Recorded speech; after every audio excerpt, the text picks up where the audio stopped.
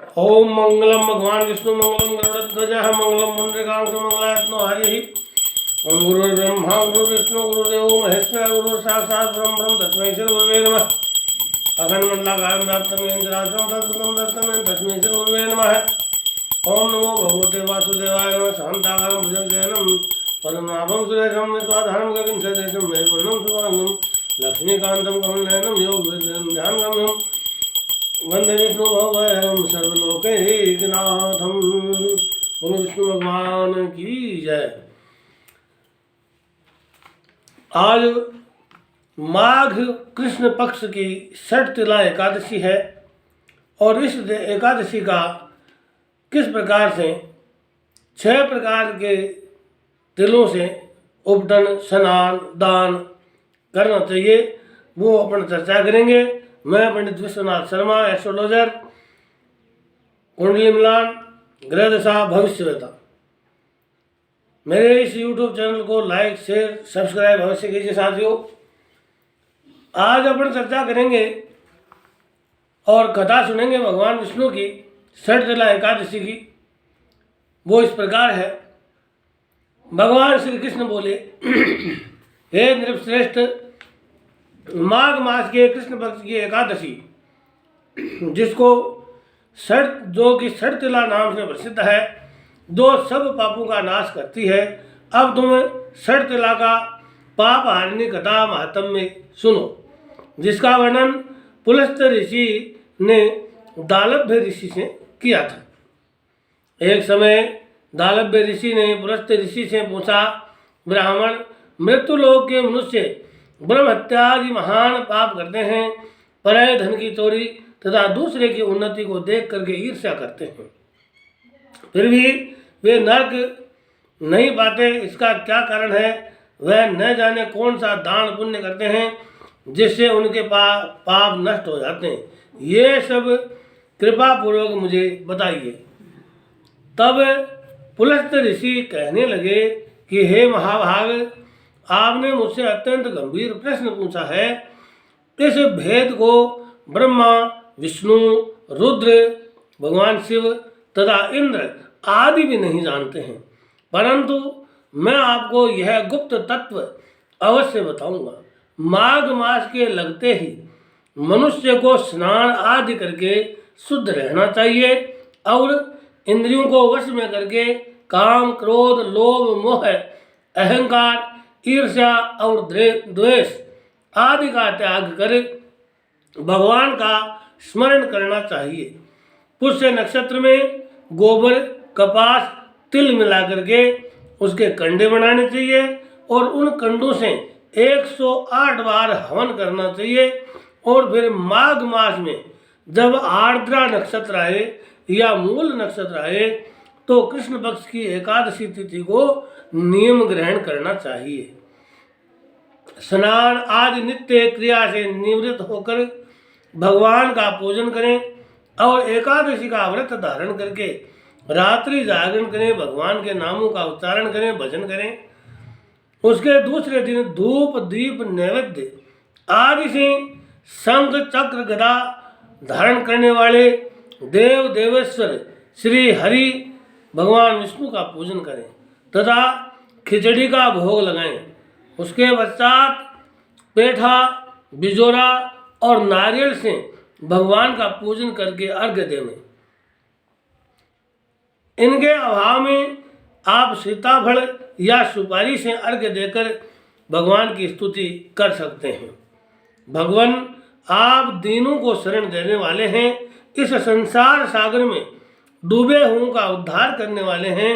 हे पुंडरीकाक्ष, हे विश्व भावन, हे सुब्रमण्यम, हे पूर्वज, हे जगतपते, आप लक्ष्मी सहित इस तुच्छ अर्घ्य को ग्रहण करें, ऐसा मन से बोलें। उसके पश्चात जल से भरा हुआ कुंभ ब्राह्मण को दान करें तथा ब्राह्मण को श्यामा गाय और तिल पात्र देना भी उत्तम है। तिल से स्नान करना और तिल स्नान और भोजन दोनों में श्रेष्ठ है, अतः मनुष्य को तिल का दान भी करना चाहिए। इस प्रकार जो मनुष्य जितने तिलों का दान करता है उतने ही हजार स्वर्ग में वास करता है। तिल के 6 प्रयोग और तिल का दान, इस एकादशी का नाम षट तिला रखा गया है। इसके बारे में आप थोड़ा सा सुन लीजिए कि किस प्रकार से हम 6 प्रकार से तिलों का महात्म्य जाने। पहला है तिल का स्नान, दूसरा है तिल का उबटन, और तीसरा है तिल का हवन करना, चौथा है तिल से तर्पण करना, पांचवा है तिल का भोजन करना, और छठा है तिल का दान करना। इसलिए ये 6 प्रकार से तिलों का प्रयोग इस एकादशी के दिन किया जाता है। इसी कारण से इस एकादशी का नाम षट तिला एकादशी रखा गया है। इस व्रत के करने से अनेक प्रकार के पाप नष्ट हो जाते हैं। इतना कहकर पुलस्त ऋषि बोले कि अब मैं इस षट तिला एकादशी की कथा तुमसे कहता हूँ। एक समय नारद जी ने भगवान विष्णु से यही प्रश्न किया था। तब भगवान ने कहा कि हे नारद, तुमसे आंखों देखी सत्य घटना मैं कहता हूँ, ध्यानपूर्वक सुने।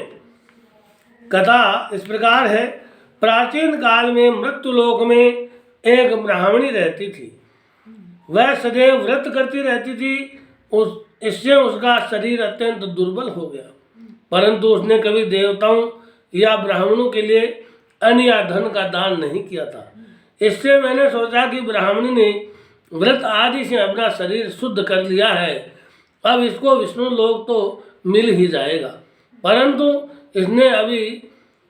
इसने कभी अन्न दान नहीं किया है, इसलिए इसकी तृप्ति होनी बड़ी कठिन है। ऐसा सोचकर मैं भिक्षुक बनकर के मृत्युलोक में ब्राह्मणी के पास आया और उससे भिक्षा मांगी। वह ब्राह्मणी बोली, महाराज, आप यहाँ किस लिए आए हैं? मैंने कहा, मुझे भिक्षा चाहिए। इस पर उसने एक मिट्टी का ढेला मेरे भिक्षा पात्र में डाल दिया। मैं उसे लेकर के लौट आया। कुछ समय पश्चात वह ब्राह्मणी भी शरीर त्याग कर स्वर्ग में आ गई। उस ब्राह्मणी को मिट्टी का दान करने से स्वर्ग में सुंदर महल मिला, परंतु उसने अपने को अन्न आदि सभी सामग्रियों से शून्य पाया। वह मेरे पास आई और कहने लगी कि हे भगवान, मैंने अनेकों व्रत आदि से आपकी पूजा की है, परंतु फिर भी मेरा घर अन्नादि सब वस्तुओं से शून्य है। इसका क्या कारण है? मैंने कहा, पहले तुम अपने घर जाओ, वहाँ देव स्त्रियाँ तुम्हें देखने के लिए आएंगी। पहले षट तिला एकादशी का पुण्य और विधि सुन लेना और तब द्वार खोलना। मेरे वचन सुनकर के वह अपने घर गई। जब देव स्त्रियों ने आकर द्वार खोलने के लिए कहा तो ब्राह्मणी बोली, यदि आप मुझे देखने के लिए आई हैं तो षट तिला एकादशी का महात्म्य बताइए। उनमें से एक देव स्त्री कहने लगी, मैं कहती हूँ। जब ब्राह्मणी ने षट तिला का महात्म्य सुन लिया तब उसने द्वार खोला। देव स्त्रियों ने उसे देखा कि न तो वह गांधर्वी है और न ही आसुरी है, वरन पहले जैसी मानुषी है। उस ब्राह्मणी ने भी देव स्त्रियों के वचन अनुसार, कथन अनुसार षट तिला एकादशी का व्रत किया। इसके प्रभाव से वह सुंदर और रूपवती हो गई तथा उसका घर अन्न आदि समस्त सामग्रियों से युक्त हो गया। अतः मनुष्य को षट तिला एकादशी का व्रत और तिलादि का दान करना चाहिए। इससे दुर्भाग्य, दरिद्रता, विद्रुपता तथा अनेक कष्ट दूर होकर के व्रत करने वाले को मोक्ष की प्राप्ति होती है। इस दिन मुख्य रूप से तिल की पट्टी, तिल पपड़ी है वो, उसका सागार लिया जाता है। तिल व खोआ मावा से बनी सामग्री और दूध, फल आदि सागार में ले सकते हैं। कथा सुनने वालों को, कहने वालों को और पढ़ने वालों को सभी को भगवान अपना आशीर्वाद प्रदान करे। ऐसी ही मनोकामना के साथ में ओम मंगलम भगवान विष्णु मंगलम गरुड़ध्वज है मंगलम पुंडरीकाक्ष मंगलायतनो हरि। ओम नमो भगवते वासुदेवाय। ओम तुलसी देवी विद्महे विष्णुपत्नी च धीमहि तन्नो वृंदा प्रचोदयात् है। तुलसी दल का प्रसाद ग्रहण कीजिए। इस प्रकार से हम जो है कथा उपरांत तुलसी दल का प्रसाद रूप में ग्रहण करें और भगवान विष्णु का आशीर्वाद प्राप्त करें। मेरे इस YouTube चैनल को लाइक शेयर सब्सक्राइब कीजिए। धन्यवाद साथियों। जय विष्णु भगवान की जय।